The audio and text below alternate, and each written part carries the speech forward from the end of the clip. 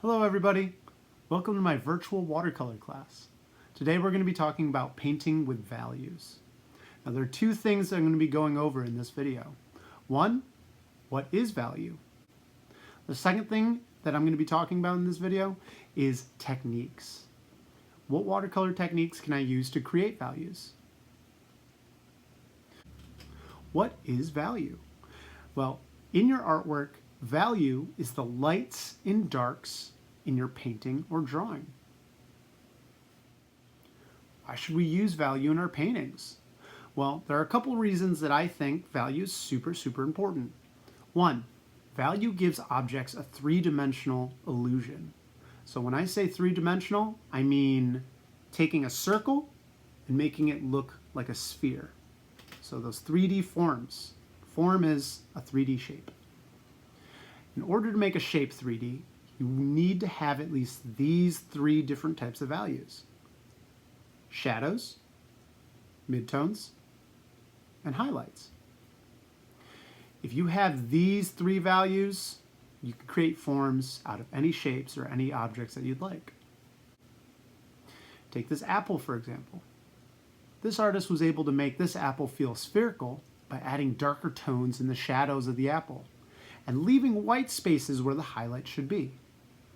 On top of that, the color green, right here, acts as the midtone. The second reason why we should use values in our paintings is because values help create depth. If you want your painting to not feel flat, you need to think about the areas that are going to use darker tones and the areas that are going to use lighter tones. Now, usually, the lighter toned areas are areas that might be far away. The darker toned areas are usually the areas that are in the foreground to midground. This is really popular with landscape paintings. Take a look at different types of landscape paintings to see which style you like. Our third reason is because value helps create focal points. Now that last point that I said, where you want to use lighter tones in the background and darker tones in the foreground, is true for most of the time, especially if you're painting landscapes. But you could play with the balance of light tones and dark tones to help create focus in your painting. When you have lighter tones against other lighter tones, they tend to blend together. Same with dark tones against darker tones. When you put a lighter tone next to a darker tone, that helps create contrast. And this contrast attracts our eye to that area. That helps create focus in our paintings. How do I create value? Well, there are two things that I want to talk about for our next exercise.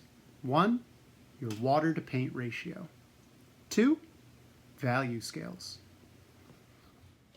Hello everybody. As you can see, I already did half the demonstration because the camera was not recording.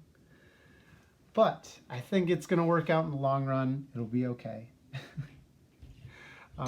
And you get to see how it should turn out, which is fine. The first thing I want to talk about is your water to paint ratio. Right? We have our three categories here. You have more water than paint, right there. About equal water to paint, and less water, more paint. And that is a way to create value, as well as saturation. So let's do water, more water than paint, right here. Now, you'll know that you did it right is when your values are a lot lighter. As you can see, I filled up my well with water, and I also like to put my paints on the edges there so I can grab what I need. Now you want this kind of I can't remember the difference between transparent and translucent. This kind of see-through color right here. That is a very light tone. This is going to be a lot lighter than this because it's way more water than paint, right? So the more paint that you add to that mixture,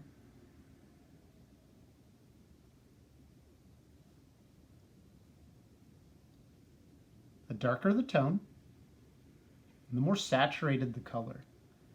Now, color saturation is how red it's going to be, because when we have more water than paint, it leans more on that kind of pinkish side. I don't have to mix any white or anything. And this is also a good example of how water is going to lighten your color, because this looked a lot darker than it was fresh. This will probably dry a lot lighter than it looks now, right? So this is about equal parts water and paint. Now this right here, I put lots and lots of paint, and you can see the difference, right? Here's a good way to see the difference. This one is pretty light, more water than paint. When I bring it up the walls of my well, it's still very transparent, translucent, and it easily glides back down.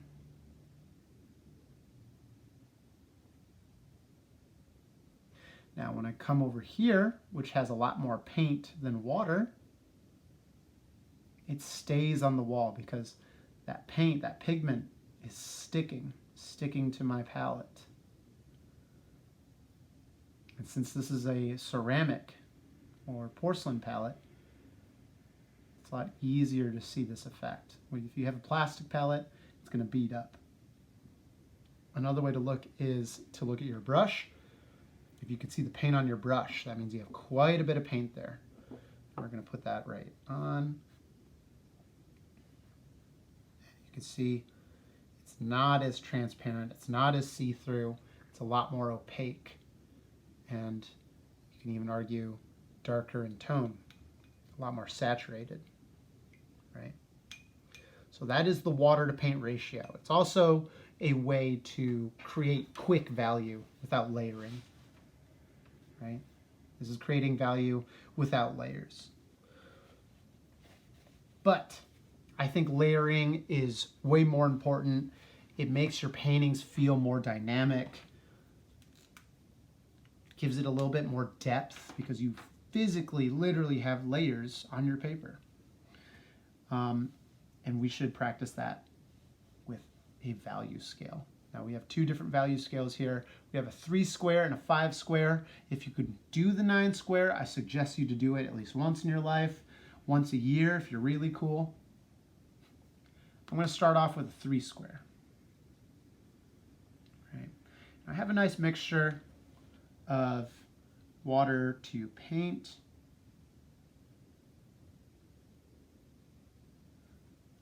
Now, in our 3 square value, we want shadows, midtones, and highlights. I always like to do the midtones and the shadows together because that will force me to work in layers. The highlights, I don't even touch. We leave those white. In watercolor paintings, it is very nice to leave your highlights white. It gives a nice break for the eyes, creates dynamic feelings in your paintings. I don't think that's correct grammar, but that is okay. At the bare minimum, I always suggest to do at least a 3 and a 5 square because we do want to practice our transition values. 9 square if you're really cool. I'm going to double check to see if this is recording. Yes, it is. Okay.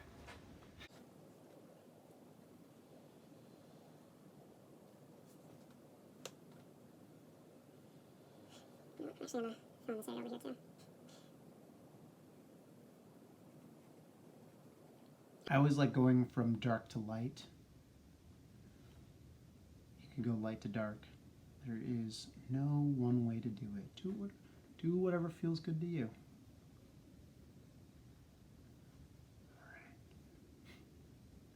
Now, after you do this first tone or your first layer, you want to give that some time to dry. Now, luckily, my camera wasn't recording, so I had plenty of time for it to dry. We can jump right over here. Now, if you want to adjust your paint to water ratio to where you have a little bit more paint compared to your water, go ahead. Right? That is one way to cut down on the layers. I'm going to try to do as many layers as I can here. Here's my second layer. That second layer already brings that darker value, that darker tone.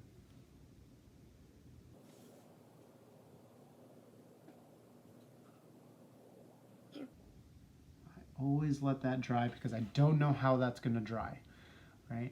I know that it's going to be lighter because there's still water in that mixture. I'm going to leave that mid-tone. That's a nice visual representation of what you want.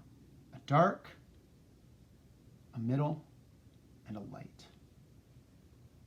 Very nice.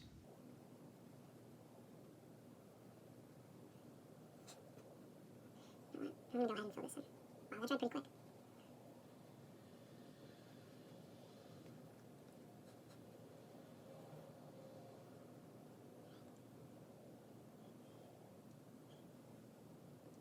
Now, if you're sitting at home waiting for these areas to dry, one way to check if areas have dried or not is to take the back of your hand and test to feel how cool the surface of your paper is. If it is cool to the touch, that means there's still moisture, it's still wet or damp, right? If you touch it and your finger is dripping with water, you've gone too far.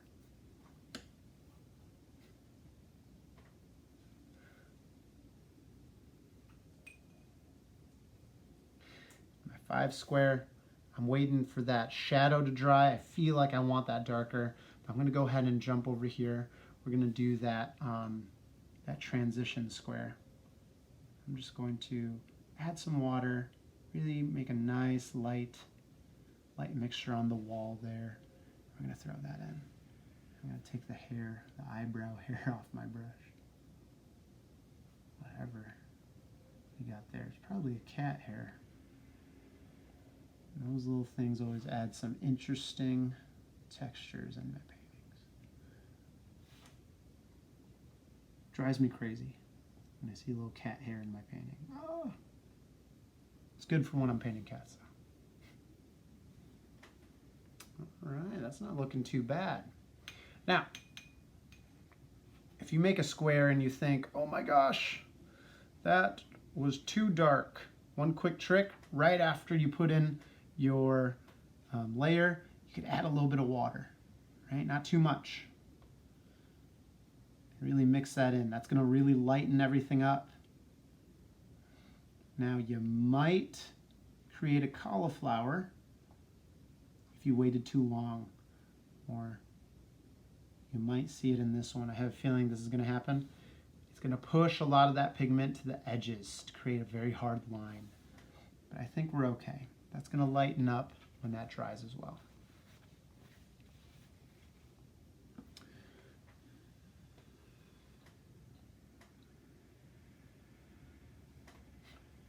While we're waiting for these areas to dry, I'm going to do a couple quick little side paintings. Let's just have some fun while we wait to dry, right? Why is value important, right? I can create quick 2 little things, a shadow and a highlight. I said that you need at least shadow and highlight to create something that looks realistic. That's not necessarily true. You can do quite a bit with just shadows, or without midtones. You can just do shadows and highlights, right? Let's see if y'all can guess what I'm painting right now. I don't even know what I'm painting right now. If you're guessing elephant, you are very wrong. If you are guessing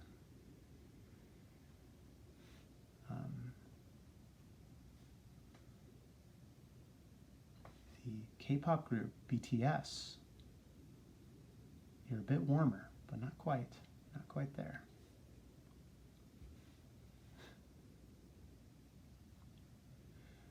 If If you are guessing human face, you are correct. And what I'm doing is, and I might put the reference picture somewhere around here in the video, is I'm looking at my shadow shapes, kind of giving you a sneak peek to the next video. I think what painting with values is being able to see your shadows and putting your tones and your hues in those shadow areas to create an image. That's really what painting with values is look for your shadows, paint your shadows.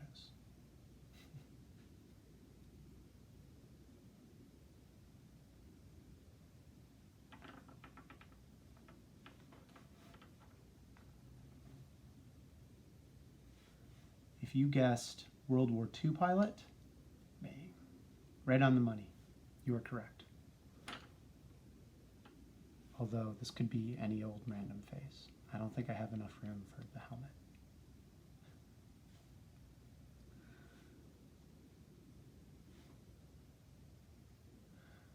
Now when I'm looking at my reference, I'm looking at recognizable shapes that I could use, shapes that I might have painted or drawn before.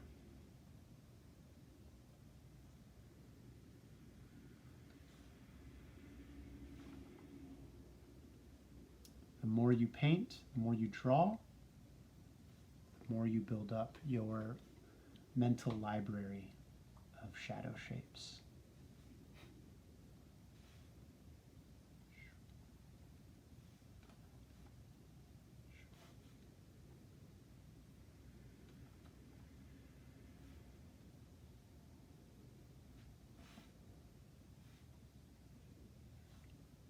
Maybe we can continue along in a little bit here. But what I want to do is I want to actually do a little bit more layering here. Just a little bit more. I know we can layer this over here. That definitely was not dry enough. But I think we'll be okay. I think we can still create some darker values here.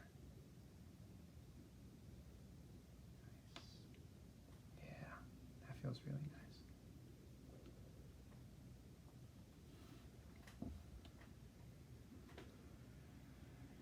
Again, I'm going to do some right here.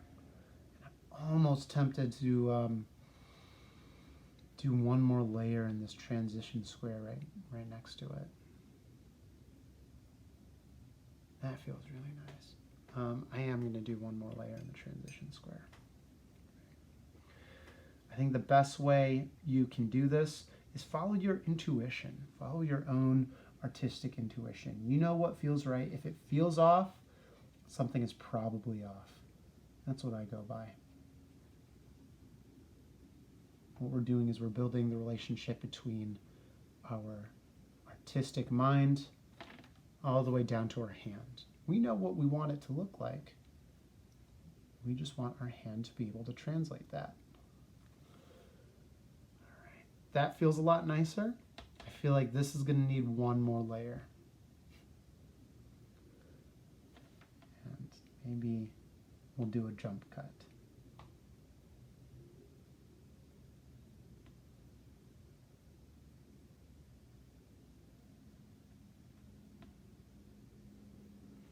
Probably going to do a jump cut.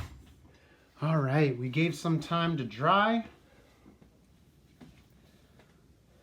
And we're going to add another layer. And this is a really good example of layering to create value. Exactly what the whole point of the video is.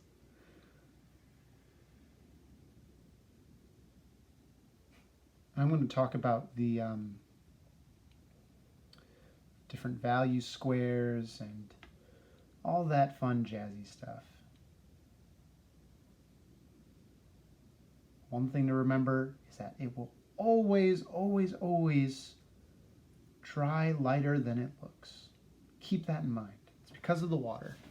Except for this, because that was a lot more paint than water, right? Or water to paint ratio. here we are. So again, in your paintings, if you're doing a monochromatic painting or just any watercolor painting, try to leave some white areas. It looks very visually interesting. This would usually be my wash layer. Now wash is wet on wet. A lot more water than paint. Okay. Now my midtone tends to be my 2-layer areas. Right? This is 2 layers stacked on top of each other. This transition square tends to be my maybe 3 layers, 4 layers, 3, most likely 3. And my deep, deep shadows that I try to get in my paintings leans more towards the 4 and 5 layer area.